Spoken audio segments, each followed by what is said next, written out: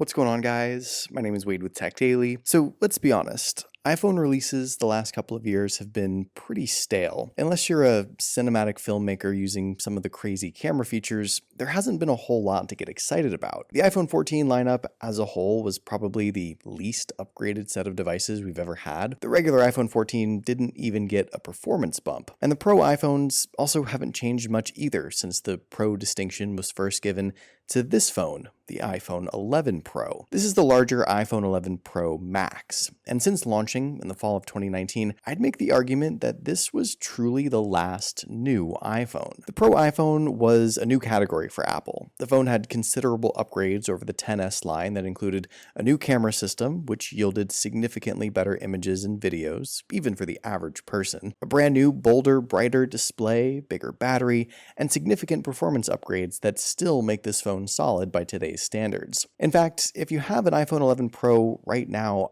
I would say that there's nothing wrong with keeping it for a little while longer. You're not missing anything with the new iPhones right now, and if you have an even older iPhone that you're still hanging on to and don't want to fork over 4 figures for a new phone, I would absolutely recommend snagging a used or a new iPhone 11 Pro or Pro Max. These have become an incredible value, probably the best bang for your buck iPhone available, and I think they still have years of life left in them. I actually got this iPhone 11 Pro Max from Plug Tech. You guys know I've used them before. They sell refurbished iPhones, MacBooks, and a whole lot more. And for well under $500, getting a new-to-you iPhone 11 Pro Max in this good of condition is an absolute steal. PlugTech refurbishes used devices that come from trade-ins or buybacks and sells them at a huge discount. Fun fact, they even give you a cable and wall plug in the box, unlike Apple. And I can't even tell that this phone was ever used, honestly. There's not a scratch on it. The frosted glass back is perfect. There's not a mark on the screen. Even the polished stainless steel frame is in perfect condition, and everything on this phone works. The buttons, the lightning port, the speakers, the cameras,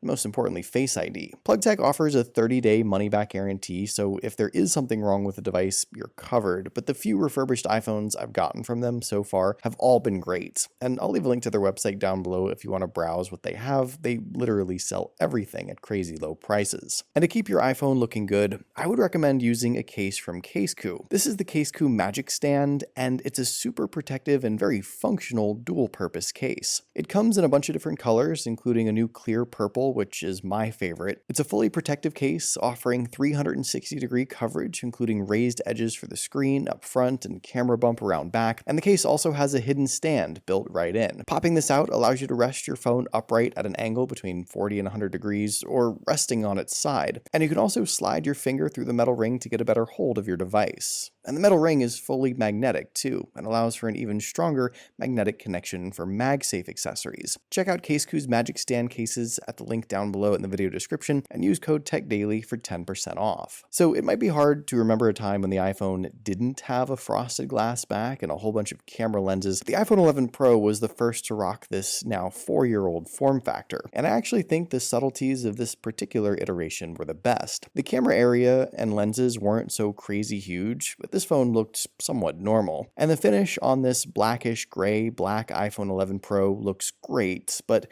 we all know midnight green was the color to get. The one thing I always go back and forth on is the frame of this phone. The polished stainless steel is great. All the Pro iPhones have had that, but the 11 Pros had a curvy rounded edge that's since been flattened out on the new iPhones. This design makes the phone easier to pick up from a flat surface, and I think more comfortable to hold too. It may not look as sharp and as sleek as the flat profile, but it's functional. And rumor has it that Apple might actually bring back this curvy contoured look for the next new iPhone Pro later this year, but we'll see what happens. One of the standout features of the iPhone 11 Pro Max when it launched was the display, and it was so good that Apple even left it unchanged when they launched the 12 Pro Max the following year. It was also the introduction of Apple's XDR display distinction for the iPhone, a bolder, brighter, more colorful, professional display with a similar foundation that carries on to today. The larger 6.5-inch screen screen was a 2688 by 1242 resolution OLED panel, packing in 458 pixels per inch, the same quirky resolution Apple still uses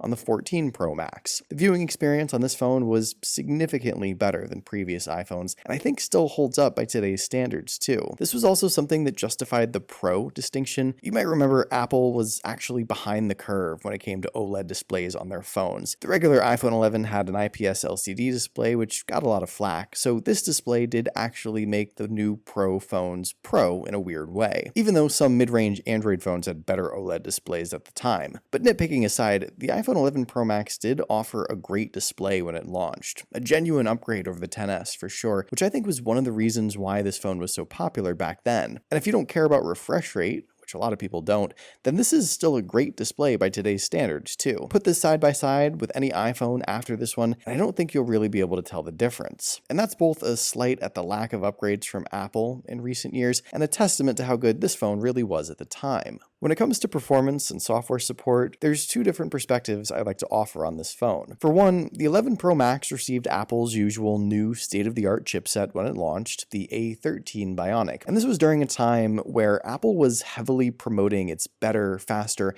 and more powerful components and capabilities. I think at this time, there was also room for improvements. The iPhones of yesteryear did truly feel faster and perform better from one release cycle to another. Perhaps the iOS throttling had something to do with it back then, but in the last 2 or 3 years, performance upgrades have been less and less significant. Like I said, this year's regular iPhone 14s didn't even get a new processor, so evidently Apple didn't feel that there was much more to improve performance-wise. However, the iPhone 11 Pro was also the only Pro iPhone with 4 gigs of RAM, something Apple finally changed reluctantly, I think, when they brought 6 gigs of RAM to the 12 Pro the following year. So I guess technically there's still some performance gains to be had by going 1 year newer. The icing on the cake for me is that with Apple getting caught red-handed about their software throttling, and the fact that they seem to be pretty committed to long-term iOS updates, this 4-year-old phone runs on the latest iOS 16 updates and, by my estimation, might not even be halfway through its life cycle. Each new iPhone has been lasting longer and is being supported further than ever before, so I wouldn't be surprised to see the 11 Pro get another 2 or 3 or 4 major iOS updates. That's great if you wanted to buy this phone now for the first time or keep the one you have for a while longer, and it's also, in my opinion, what makes iPhones the best value in the smartphone space. Sure, this phone depreciated 50% from its full retail price, but that means you're getting a 50% discount on a phone that you'll likely be able to use for another 5 years or more. And for most people, it's going to perform perfectly well for all the Instagram scrolling and YouTube watching you do. And oh, by the way, the iPhone 11 Pro Max especially still reigns supreme as one of the longest lasting iPhones Apple ever released. It for some reason lasted longer in battery tests than the newer iPhone 12 Pro Max, and even held its own against the 13 Pro Max. There was something weirdly special about this phone when it came to its battery, and I don't know that Apple has been able to replicate it since. The only asterisk I'll put here is that since this phone is quite a few years old now, it may be difficult to find one with full battery health. As time goes on, the maximum battery capacity slowly degrades, so the phone is no doubt not as versatile as it used to be, but the point remains that the iPhone 11 Pro Max was and still is the battery king. And for some folks, that was an unexpected plus for the 11 Pro Max, and wound up being a standout feature when I'm not sure that was the outright aim. Last but not least, I think it's fair to say that the thing that defined the iPhone 11 Pro when it launched was its cameras. And it also set the stage for the smartphone camera wars we seem to be having today. The triple lens setup on the back of this iPhone is, like I said, somewhat standard by today's expectations, obviously, but was obscene at the time. And the leaps and bounds this phone made in image and video quality was nothing short of impressive. Interestingly enough, the camera hardware actually changed very little. The main lens was a 12 megapixel shooter. The telephoto lens had similar specs as before. The addition of the ultra wide was a welcome add-on, a first for the iPhone at the time, and the selfie camera did get a more significant hardware upgrade, but the major changes were really a result of huge software improvements from Apple, a redesigned camera app with more capabilities, and image and video processing in a way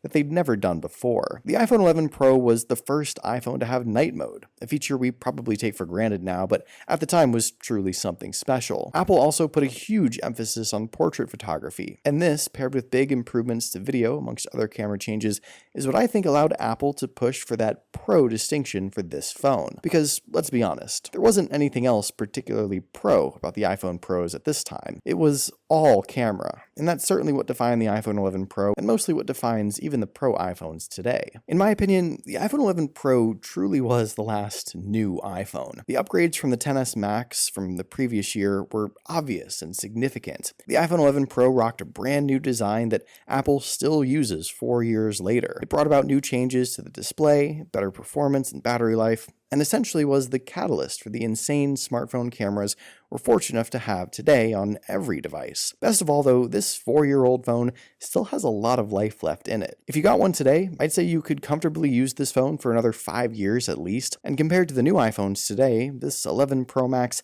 isn't really that far off. Apple has been upgrading their iPhones less and less recently, and this phone I think was the last major and significant new iPhone upgrade we've really had. So there you go, those are my thoughts on the iPhone 11 Pro Max in 2023. What do you guys think about the iPhone 11 Pro Max? Do you still have it? Do you think it was as good as I do? Let me know in the comments down below. I'd love to hear your thoughts, of course. Hopefully you guys did enjoy this video though. Be sure to follow TechDaily on Twitter and subscribe to the TechDaily YouTube channel if you haven't already, and I'll see you guys later.